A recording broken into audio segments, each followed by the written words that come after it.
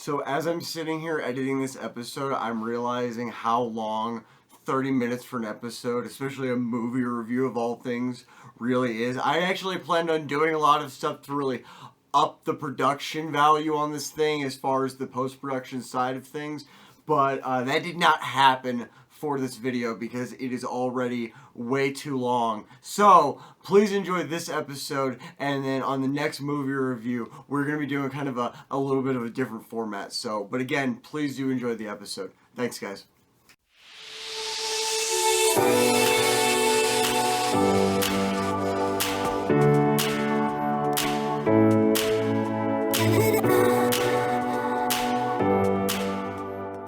Hello again, and welcome back to Mimsy Park for another Halloween edition of movie reviews. I'm not really calling them a Halloween special, but it's happening around Halloween, and I'm watching almost nothing but horror right now because it's the Halloween season. I actually woke up today, walked outside, realized it was jacket weather, and got very excited. This is my time of year. I love this time of year. Today we are reviewing 2006's Silent Hill, starring Rhoda Mitchell, Jodelle Ferland, Laurie Holden. It's got Sean Bean, and of course we've got Alice Krige. If you're not familiar with Alice Krige, that woman is just a badass.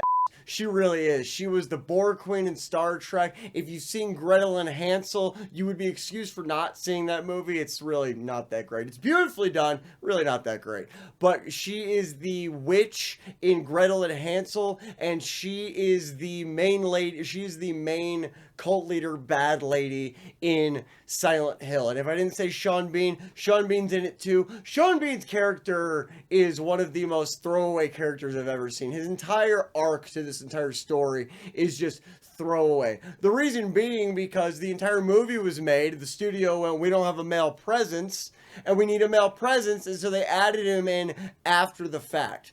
I'm going to say this. Silent Hill is, if you've probably seen Silent Hill by now, Silent Hill is a fun movie. Silent Hill is not necessarily a good movie. It is visually stunning. It really is. The special effects in this are amazing. Director Christoph Gans, I believe is his name, did a very good job of staying true to the Silent Hill series. In particular, the first game. This is really based off of the first game. The dialogue in this movie is not very good. Jodelle Ferland is terrible in this movie. And she was actually cast in this movie based off of a previous performance she did. I don't remember which movie it was, but she actually did this based off of a previous performance, and it blows my mind that they saw this girl act and, yeah, no, put her in it. Dakota Fanning would have been a perfect choice, I think, for Sharon. The movie starts off with Sean Bean and Rhoda Mitchell basically chasing Sharon because Sharon's been sleepwalking, evidently, again, this is a thing that she does, and she's been sleepwalking, and so they're chasing her, and eventually Rhoda Mitchell sees her at the precipice or the edge of this cliff, about to fall over. And Rhoda Mitchell comes in at the very last minute. We'll call her Rose. That's her name. Her character's name is Rose. Rose comes and snatches her away from the cliff right in time. She's in the middle portion of sleepwalking and waking up, which apparently is just something you're never supposed to do to somebody who's sleepwalking. If you need a good example of that, go watch Step Brothers. And so she starts screaming, home, home, Silent Hill, Silent Hill. And it's a combination of really crappy dialogue, because it just feels super on the nose as far as screaming out Silent Hill, screaming out Silent Hill. And I know you figure out through watching the movie that there's a very big duality between the regular world and Silent Hill. But just from the very beginning, the dialogue is just clunky and bad. The conclusion I came to through watching this movie is you could really skip ahead to like the 20-minute mark, which is around the time that they finally get to Silent Hill. You could really skip to that part and just be totally fine. You'd be totally fine. You might be a little confused, but you'll be better off for it. That's for sure.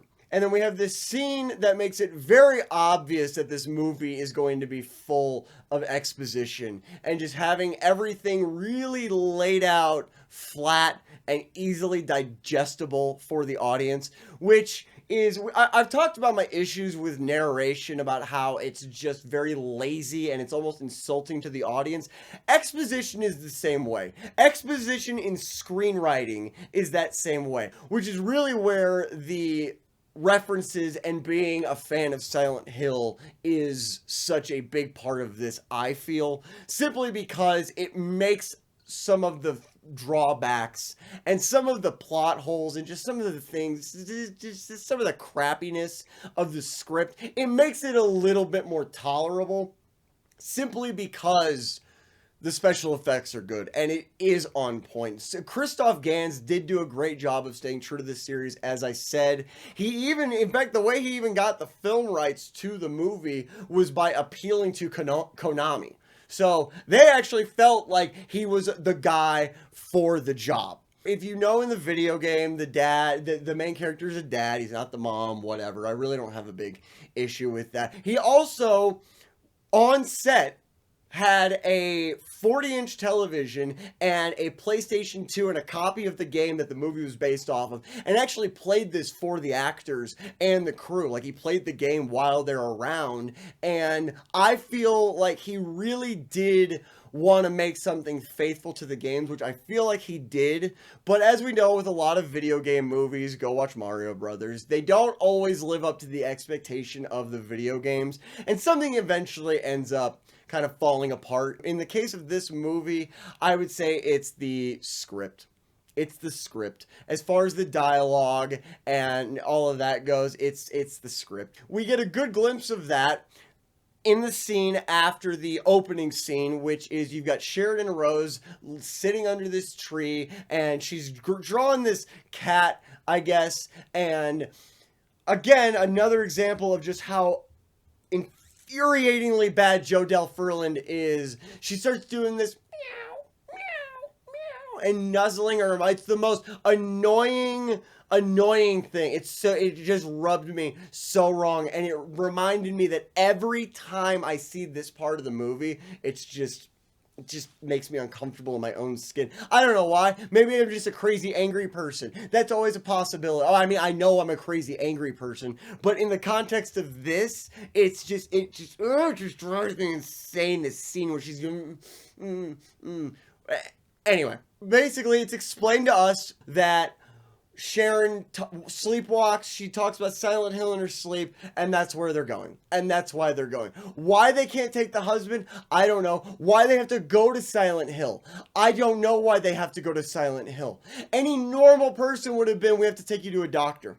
We have to take you to a doctor. But no. Not Rose. No. Rose is going to indulge the sleepwalking. She's going to indulge the dreams, as if that's a normal thing to do. You're going to see throughout this review, I'm a little irritated about some aspects of this movie. I promise, I did like this movie. It really is a fun movie. It's just, as we know, with a fun movie, it's not always a good movie. And so, Rose and Sharon basically up and leave, and they leave Sean Bean behind, which the entire movie could do. We could leave Sean Bean behind and have the same movie and be totally fine. They up and leave without him, and they get to this gas station outside Silent Hill. We're introduced to Officer Bennett, played by Laurie Holden, and she's wearing what I could only describe as a Halloween shop motorcycle cop costume. It looks like a sexy motorcycle cop costume to me. Now, I'm not a cop.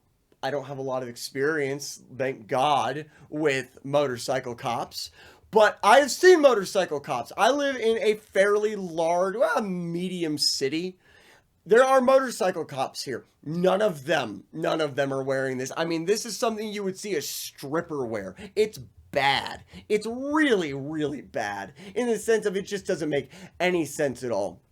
And we get this scene where Rose and Sharon get out of the car, and Rose shows Sharon these drawings, and apparently they were drawings that Sharon had made, and she like blacks them, and they're all blacked out, and they're all dark, and it's assumed that she did this in her sleep. Again, Jodelle Ferland going, I don't like that, mommy. I don't like that. It's bad acting. This girl is terrible through this whole movie. The only reason I can think of that they cast her was because they needed to cast her as the demon of Silent Hill, and she's really not that great in that either. I'm not saying I could do it better, but I'm not going and auditioning for movies, so there you go.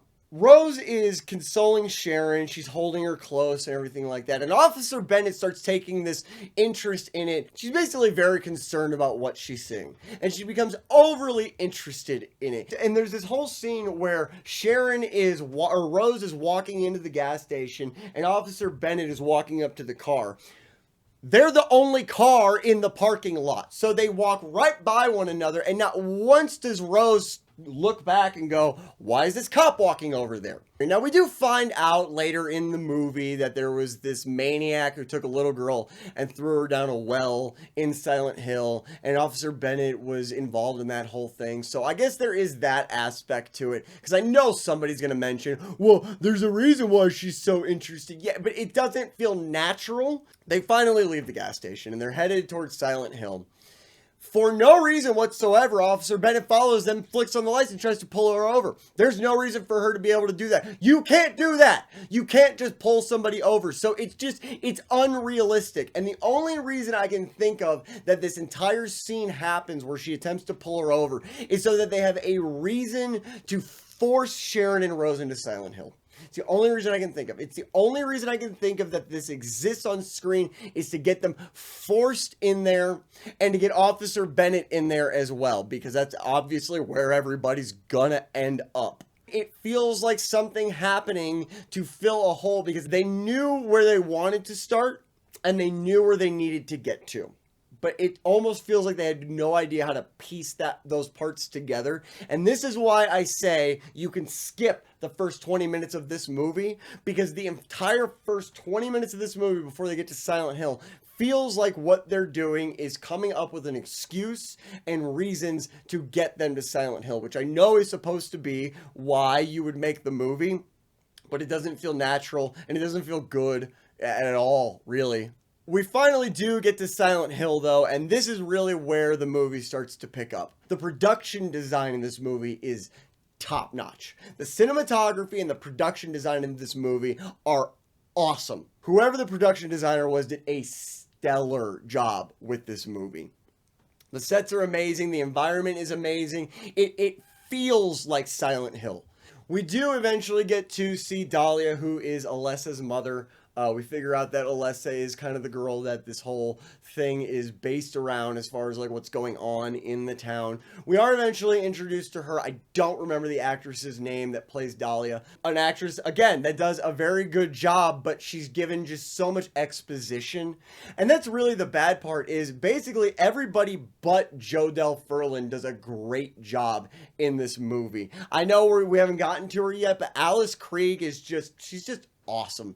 She really is. And I've seen several things with her in it where it was like a really lackluster project, and she really just shines through.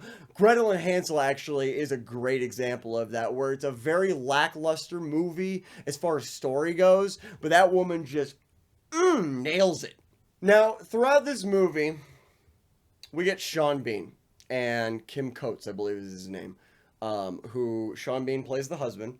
And then Kim Coates plays Officer Gucci. This doesn't need to exist. It doesn't need to exist at all. It is completely, and this movie has a 2-hour runtime, by the way. 2 hours is a long, long runtime, and it just doesn't need to be there.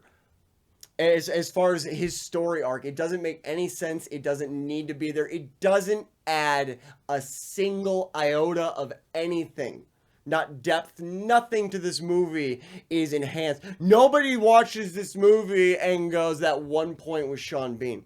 Nobody does that because it's a completely forgettable aspect to this movie. Once they get into Silent Hill and things get rolling, we could lose Sean Bean completely. He does not need to be in there. It could have been a cameo at the beginning, and then that's it. The ending, I mean, you know, he could have been there at the ending, I guess. But again, it's just, there's no reason for it to be there except more exposition from Gucci. We needed Officer Gucci to give us more exposition. And that's the thing, though, is so much of the stuff that Officer Gucci explains either is explained or could be explained by any of the characters that are actually in the town.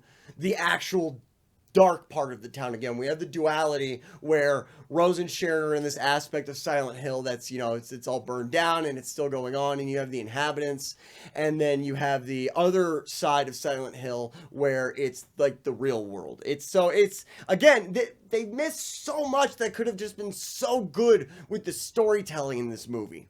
We're not going to go through this bit by bit, but basically Sharon's running around town looking for Rose. She does run into, there are some situations that she runs into and everything. The scene with her meeting the little creatures or whatever, that was pretty cool. That was really cool. Again, the special effects in this movie is top notch.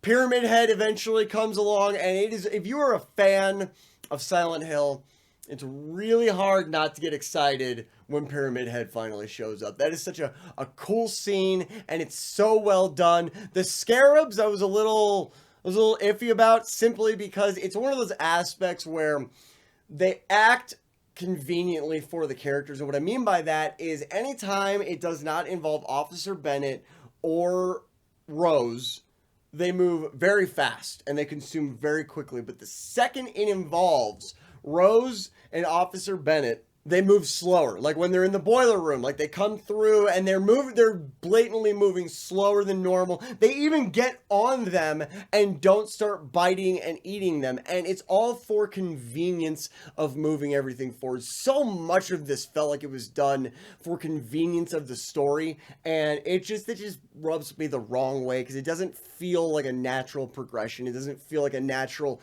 evolution of the story. But Pyramid Head is pretty awesome. There is this scene with Sean Bean in it that just drives me absolutely insane, where he goes to the archives.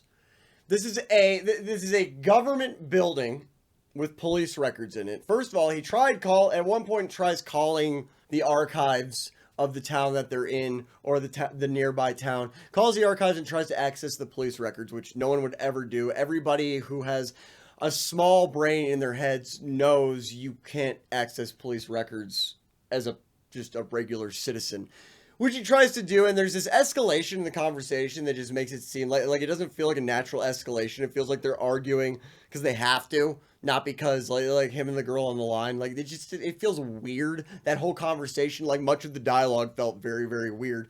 So what does Sean Bean do? Sean Bean goes and breaks into the archives. Breaks into a government building. How does he do it? Does he use a lockpick? Does he go in stealthy? Nope. Just right through the window. Through the front door. Through the front door, breaks a window. And what drives me insane about this is there's no alarm.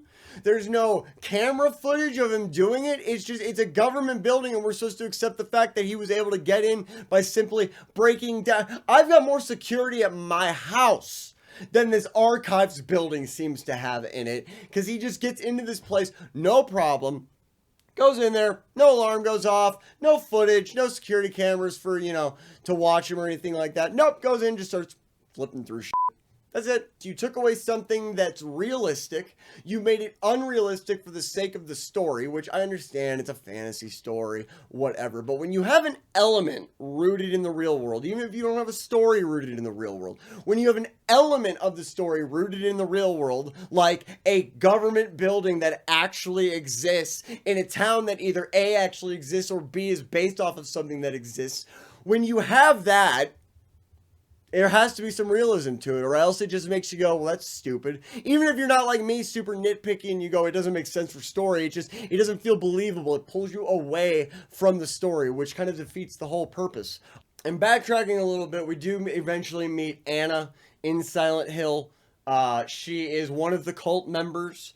Again, a very lackluster performance. I don't know if she's supposed to be simple, but it doesn't come off as her being simple. It comes off as a very lackluster, lacking energy kind of performance from the girl that plays Anna. Again, I don't remember her. I can't be expected to memorize everybody's names. You all should be happy that I even have the memory left anymore. And so after the whole archive scene, we cut back to Anna, Rose, and Officer Bennett. And they're making their way through the hotel. A hotel, by the way, that Rose basically just decided she knows she needs to get to. She knows she needs to get there. And when they get to the hotel, they do find a drawing, because of course they find a drawing because she just knew she needed to be there. And they find this drawing, and it's for room 111. And so they're walking through and they're looking for room 111. And eventually they do go up to the floor that they need to be at. They're looking for room 111 and they find a painting. And this painting depicts witch hunting, witch burning. And it's laid out very plainly and easily for all of us to understand that the town was founded by witch hunters, basically. And this whole time, Rose has had this knife tucked away easily in her boot. Well, when they finally, at a certain point, when they get into the room, they discover a big hole in the wall, and they discover a hole in the building in the wall of the building across this alleyway.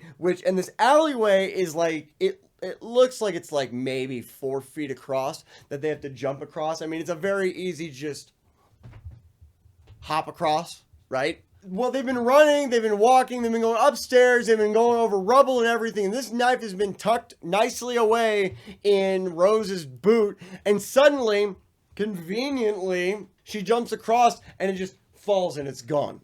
Which means, I mean, you know something's going to happen. It's like a save point in a video game or a save point in a box of health potions in a game before you go to open a door to a new area. You know some is about to go down.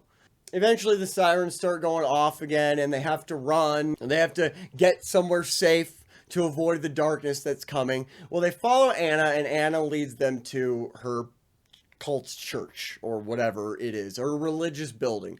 Leads them there, and this leads to, it may be one of the coolest deaths of recent horror movies, where Pyramid Head arise, or he's conjured up. I'm not sure about that part. It does seem like Dahlia kind of like has control over him a little bit in this scene. It kind of gives you that idea.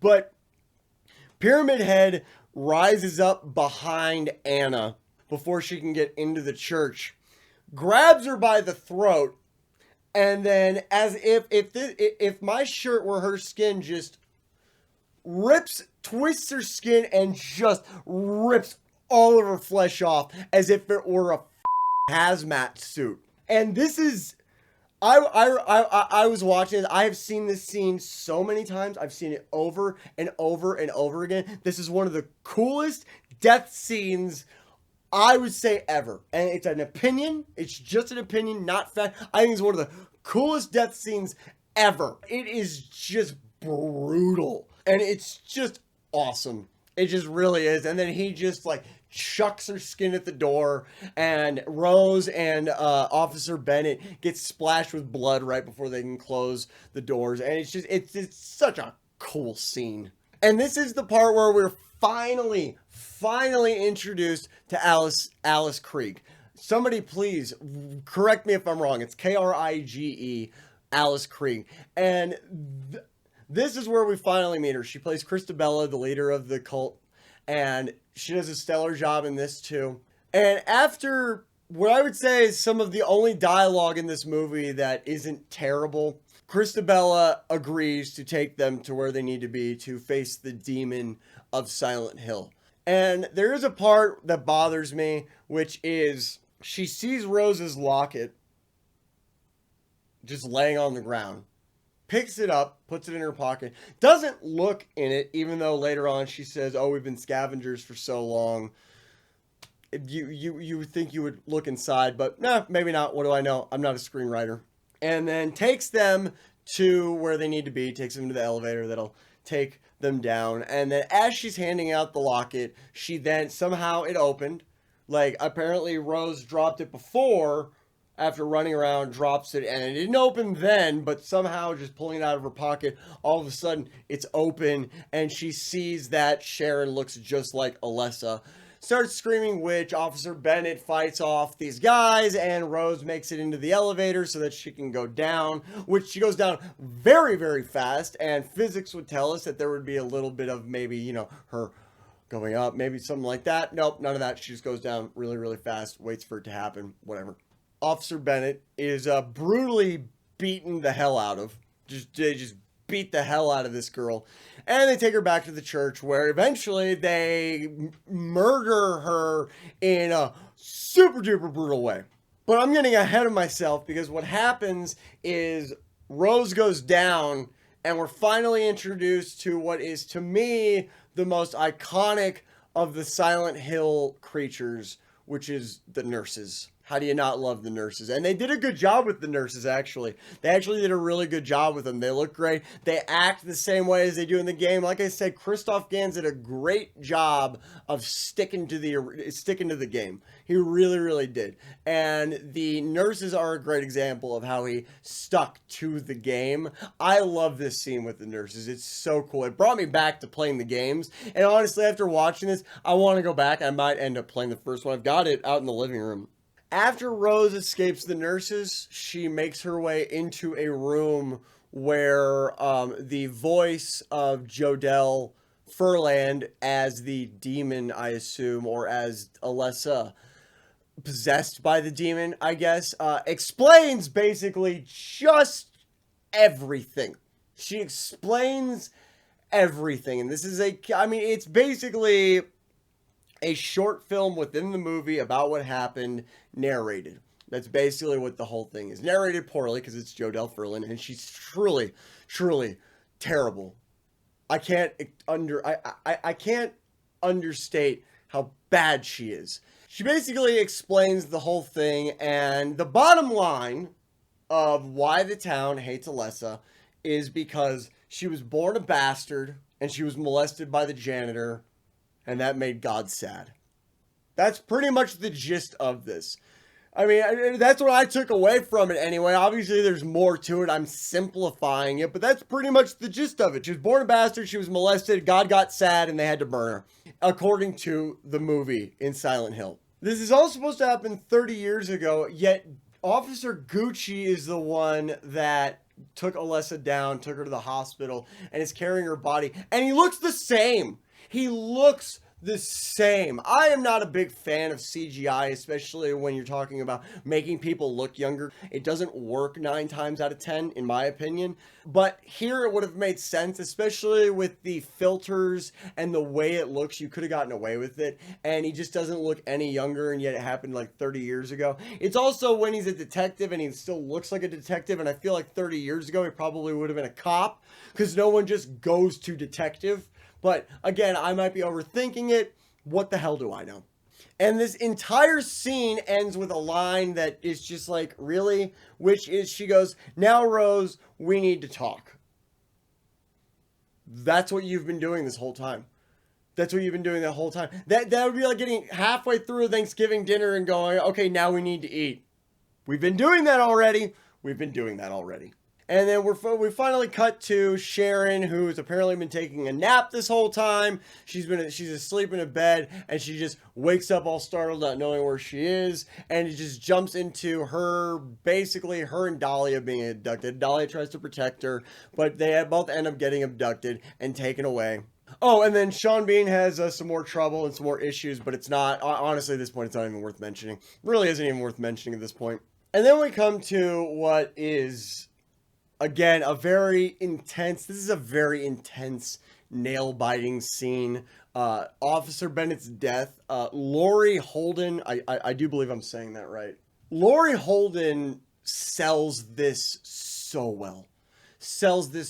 And she gets it hard. I mean, she gets it hard. She doesn't get burned alive. She gets roasted alive. And this is, again, another very intense, very cool scene. And there's a line in this scene right before she dies where she says, "You're in your own hell." And that line actually really did hit me, simply because throughout this whole movie, you realize that they're in this situation out of their own making and from their own doing, and that they're just kind of perpetuating the process. And it's such a good comment on just the duality of the movie in general. Right after Officer Bennett dies, we do get Rose come to the rescue, sort of. Rose and Alessa, because I think I skipped over it, but basically Alessa is inside Rose now. It's the only way she could get into the church because of their blind faith. And what ends up happening is she ends up getting stabbed, and all of, I guess, Alessa's goo starts to just kind of come out of the wound, and it brings Alyssa back. It starts tearing down, it starts tearing the floor away, and basically all this barbed wire comes up. And this is got to be one of the coolest scenes of the horror genre. Like, one of the coolest scenes, definitely one of the coolest revenge scenes. But this whole scene is just, I mean, it is graphic. And eventually, or originally, what they were actually going to do is have like 7 other pyramid heads. I don't remember what they called them exactly, but it was basically 7 pyramid heads come up and just murder everyone. I think this was a much, much better end scene or revenge scene, because you've got all this barbed wire comes up, Alessa's body all burned and all, you know, like this, like you would have with a burn victim, comes up out of the floor, all this barbed wire is everywhere, and Christabella just gets it. I mean, this gets it. I mean, just wrapped up, and Alice Krige sells this so well. This woman is, I love Alice Krige. The whole scene is just, I love this scene. And I didn't realize how much I loved this scene. I really didn't. I always remembered it being like hard to watch almost, but now that I've kind of probably almost desensitized myself to gore and violence through the god-awful movies that I watch voluntarily all the time, this scene, mwah, so well done. So well done. This scene alone is worth making it through this movie. And again, the movie's good. It's just got some issues, but it's still a really fun movie. They do eventually, you know, leave Silent Hill, obviously, as would be expected, and they get to the house, and you basically realize that they are stuck in Silent Hill. I've seen it explained that basically the demon had done what it needed to do in Silent Hill, and so now it's moving on to something new, which to me doesn't make sense, because then it's about the demon, it's not about Silent Hill, and the Silent Hill video game series is about Silent Hill, but who knows. The ending to this movie is, it's not bad, it's just, I feel like it's unsatisfying in the sense of it's just, they're stuck in Silent Hill. I don't really know how else you would end it, though. I don't know how else you would end it. I know the ending to the original game had like 5 different endings or something like that, but of course I recommend this movie. Of course I recommend this movie. If you've never seen Silent Hill, go watch Silent Hill. If you've never seen Silent Hill Revelations, don't go see Silent Hill Revelations. Definitely worth going and watching. This is a fun movie to watch. I have a lot of fun watching this every time. Now that I'm a little more versed in how movies work and how they should work, it's a little, some of the issues do stand out a little bit more, but it's still a great movie. Definitely recommend going and watching 2006's Silent Hill. Anyway, guys, I hope you did enjoy the video. Let me know what you think about this format and this vibe of the video. This was a longer video, but it does. I feel like going in depth to it a little bit more. Since a lot of these videos and reviews aren't spoiler free, I feel like it's a little bit easier to go into them in depth like this. If it's too long, let me know. If you like going into it a little bit more deeply like this and having my opinion on a little more of the details of the movies, let me know that too. These movies are for me to have fun, but for you to enjoy, and I want you to enjoy them, and so I want to cater them to kind of what you guys like to see. So if you do want to see more of these, hit the subscribe button. If you liked this one, hit the like button. If you didn't like it, throw me a thumbs down and let me know why you didn't like it, and I will see you guys next time.